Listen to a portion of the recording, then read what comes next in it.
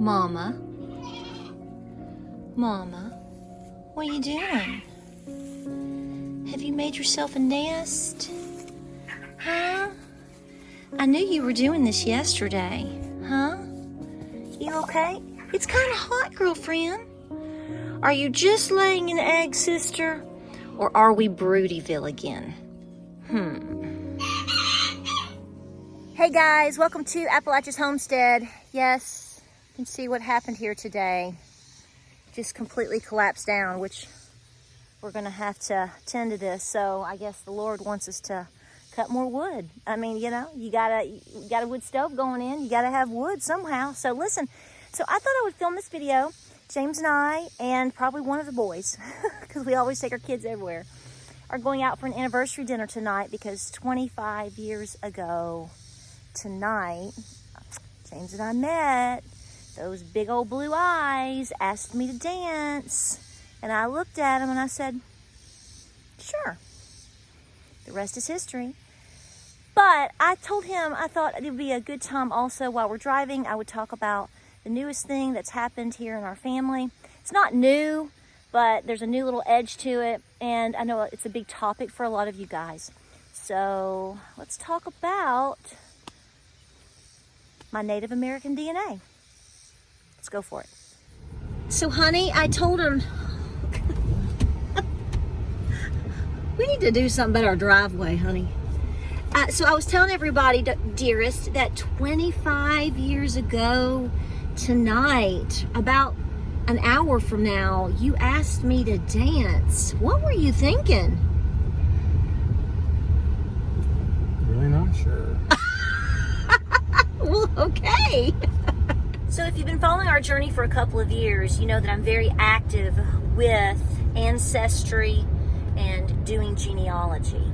And personally, it probably would have been something that I would have started a long time ago, but I think that we've entered in the last 10 years or so a time frame where it's much easier for people to do these things, at least start or get leads and do the beginnings of a good tree, a solid tree, because we have this, that is the bonus of, well, social media or the internet per se. So that's really kind of where that started. So a lot of people ask me, how did you find your native heritage? Did you just find it? And the answer to that is no. I have been told this my whole life, and by multiple elders, which a lot of them, almost all of them are not even alive anymore. My Nana is one of them, and so she is still here, and I also have some aunts and uncles and whatnot, but we're talking about stories or things from my great-grandmother, great-great-grandmother, because I had a great-great-grandmother until I was 16 years old. And so, even my grandfather, my Nana's husband, you know, all of these things, I mean, it was like common knowledge. It wasn't like, you know, oh, we better go out and find if we're whatever. It was, yeah, she was and he was, and this is this and that was that, and that's the end of it, right? So, but as we've fast forwarded into, you know, recent years, my journey has been to say, okay, well, if these things are true, I want to see documentation, because good genealogy and things of that nature most of the time are obviously more realistic to people if you have documentation. Now that obviously, I say that with a little bit of because a lot of Native people, particularly depending on their circumstances or where they lived, could have very well never enrolled, or could have very well just sort of claimed to be white. Now that's sort of controversial for a lot of people. I don't know why, because that's reality. I mean, I have family members that are on the Dawes roll that left Cherokee County, Murphy area in the late 1800s, went to Indian Territory, all got on the Dawes roll, lived there for about 20 years, moved back to Tennessee, and you can line it up, and they moved back to Tennessee. They lived in Etowah, Tennessee, in McMinn County, lived next to two of my grandmothers, and on the census, they told everybody they were white. you can line it up. So I know these things happened, but my point here is you really want to try to get good documentation, applications, documentations, birth certificates, death certificates, whatever you can find to continue on your trail of what is true and what is false. But another good thing to do, I do believe, is DNA. Now, DNA is, for whatever reason, very complex for people to understand. And, just because you submit your DNA doesn't necessarily mean you're going to find out that you're this or that. It depends on how everything mixes through the generations and how far along those things are. And you may express something whereas maybe your sibling doesn't. So let's get into the story. So about a year ago, I asked an aunt of mine if she would submit her DNA. I casually and kindly and calmly approached her because she was not doing very well health-wise. And it was something that I had been wanting to do anyway, but I thought now is more important than ever. So I did and talked to her about it. And she was like, yes, yes, yes. So we did. And so I will tell you, with her, I chose to do the home DNA kit. It's in the top 10 of recommended DNA. A lot of people know, like 23andMe or Ancestry. You do what works best for you, but I did go with that, and the reason being is because it was easy access and because I could swab her mouth. It was difficult for her to rather spit like you have to a lot. Not a lot, but for somebody who's an elder and who is older or not feeling well, that's not a great thing for them to do. So we did the swab, and we submitted it last fall. And the incredible story, the triumphant part of this is, which we suspected she would come back expressing several things. Actually, we were a little surprised by some of the things that we found, but she did show to be Native American North. Quite significantly, she also showed to have some DNA of Western Siberia, Tuvan people, and so that also was very interesting as well. The sad part about this is while we all were just not amazed but happy, because it answers questions. It takes the whole fear of people think I'm making this up away, sort of thing. But unfortunately, we got the results 2 weeks after she passed. So that was kind of emotional too, because that would have been something that we could have just all shared together, and unfortunately that sort of fell through the cracks. But so there's a lesson here as well. Had I waited 2 more weeks, or had I waited a little bit longer than I did, just because, I wouldn't have had this. This would have never put us on to this trail. So I waited several months, because I didn't want to just approach my Nana about it. My Nana was very happy to see that, because she was like, I told you. I'm like, I know. But the point here is I asked my Nana, and I was a little nervous because I didn't think she would do it, but I asked my Nana if she wanted to submit her DNA just like her sister did, and she said yes. So long story short, this past spring, just a couple of months ago, I asked my Nana, like I said, and she submitted. We got it back. And she and her sister, they were not exactly alike. So I don't want to, say that. They were very, very similar, which should be expected to a certain degree.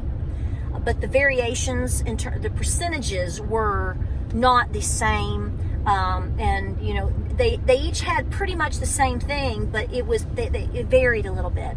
But my Nana, my grandmother, showed up the exact same in terms of Native American, and also showing the Western Siberian and the Tuvan bloodline as well.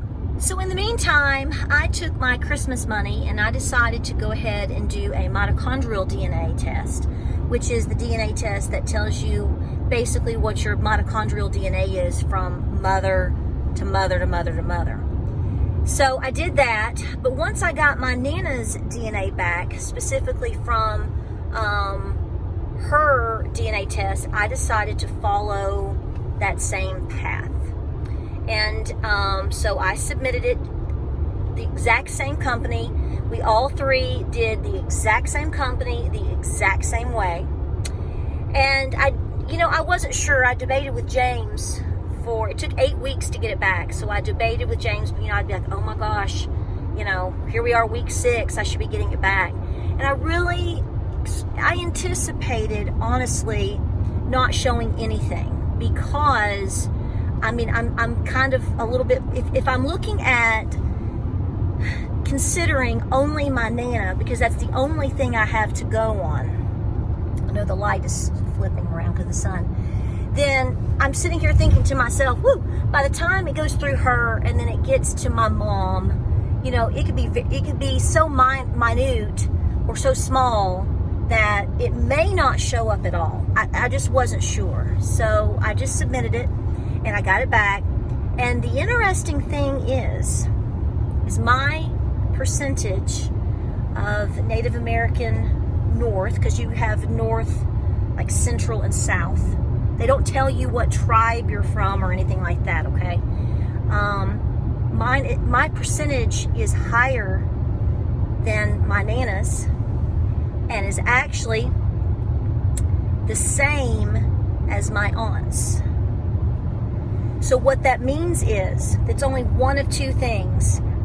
Either my father has Native American ancestry and DNA as well, which I really do not have any record of that at this time, or it goes to show that most likely my papaw, I keep hitting bumps on this road, my papaw, my mother's father, was rather significant. The thing to talk about with this, which is important, is I did a video a couple of weeks ago. You can scroll down and see it. And I talked about how I had discovered my papaw, who would be my mother's father. His father was an applicant for the 1907 Guion Miller role, the Eastern Cherokee applications. Now, I did not know that. I did not know that. I knew that we had a bloodline coming through, potentially through my grandfather's mother, because that's what he always said, and that is what is on her death certificate, and that is the paperwork that I have from North Carolina. But I did not have anything in terms of his father. So it could go 2 or 3 different ways here, but the thing that I want to press to you is all of these things together is a constellation. Each little thing that you do is one star, and every time you find one thing, it links to another. And it's just really important that I tell you this, in my opinion, is because time is always of the essence. So if you have grandparents or aunts or uncles or people that are older than you, it is imperative to not only talk with them, see what they're willing to share with you, see what they have in a shoebox, and see if doing the DNA is something you want to explore, and just to continue to justify your lineage and your heritage, then do so, because you don't always have tomorrow. So that's the number one thing that I want to say here, is because had we not done this with my Aunt Judy, which kicked this off, I don't know if this whole journey in terms of this aspect would have ever happened. So it's really, an incredible thing. But be sure that you are looking for documentation. People ask me all the time, how did you find out? Well, like I've told you, it's not something I found out. It's something that I'm trying to enrich and continue to document and show. Because, like my Nana will tell you, she's like, we didn't keep documentation of things. We didn't, we were too busy trying to, just eat supper. That wasn't something that we stressed about or felt like we had to prove or whatever. She said times were different. So always think about that too. So they may have things, though, tucked away somewhere, and they may not even realize the full power of it. It's up to you to find it and to cherish it and to study it and to claim it and to take care of it for your children. So, honey, you've been along with me the past several years on this whole journey, and we've traveled everywhere from Nashville to Knoxville to Chattanooga to Georgia to North Carolina and all in between, and I've been doing all of this research. So, and you've gotten really good at doing research with me. So as far as that and or me doing my DNA like I just talked about, because you heard the whole thing, what's your thoughts? Do you have any thoughts, any advice, or any inputs, or anything at all? Well, I think you touched on it. I think it's an opportunity to share stories with older members of the family that will create memories that last your lifetime. Something that you can pass down to your children, your grandchildren, and it's just about being able to share something with them. So do you think that this is, it's kind of like a confirmation in a way, isn't it? I mean, you have to have all the pieces in a sense. It just depends on the situation, I guess.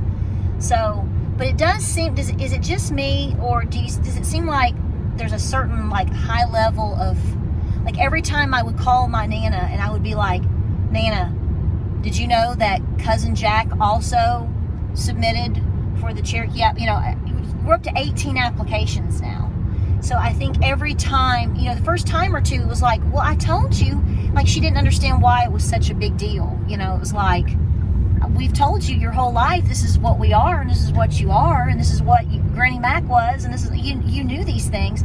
But I think, and so it was kind of like, I don't want to say she thought it was silly, but older folks, older generations that never did anything like this, it's sort of like unnecessary.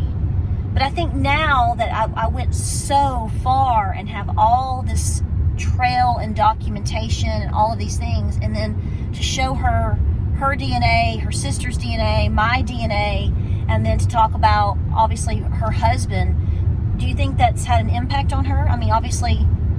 I do. I think that when she realized how excited it made you, she was able to share in that excitement, and it became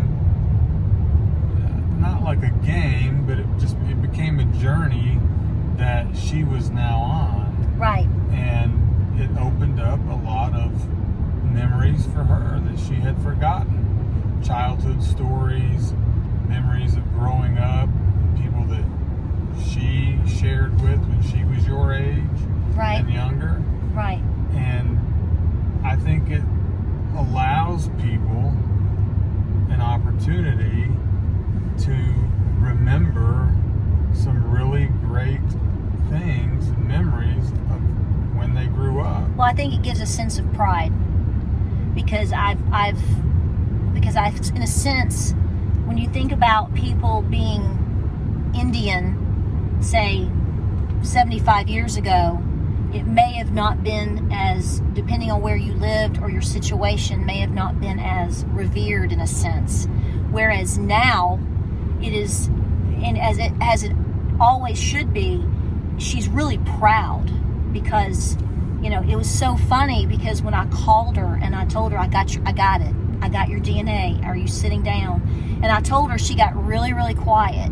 And she said, well, I get it from my mother. I told you. You could just feel like this overwhelming sense of pride. And I'm really glad that we could give that to her. Well, I think in a sense, it was like her mother was giving her a gift all this time later. Right. And so that was very heartwarming to her to think back that you, her granddaughter, discovered something, and it was like her opening a gift on Christmas morning. I agree with that. So I wanted to make this video. I know it's a casual setting. I wanted to share this with you. We're going to dinner to celebrate, and I wanted to, this is fresh this week, and, we're still excited, and, we just want to encourage you to be positive, to claim your roots, to do your due diligence, and spend time with your elders and talk with them and gain information, because it's not just about you getting that information for future generations, but a lot of times they want to share it, and they're looking and waiting for you to ask. It's important. All right, guys, we're going to go to dinner. We're going to have a hot anniversary dinner. We appreciate you watching. I'll keep you posted on anything else that we find, anything I can help you with. Follow me on Facebook and Instagram, because oftentimes I answer a lot of questions there when I can. So that's going to be helpful in terms of, if any of y'all out there have anything like that. So just let me know, and we'll see you on the next video.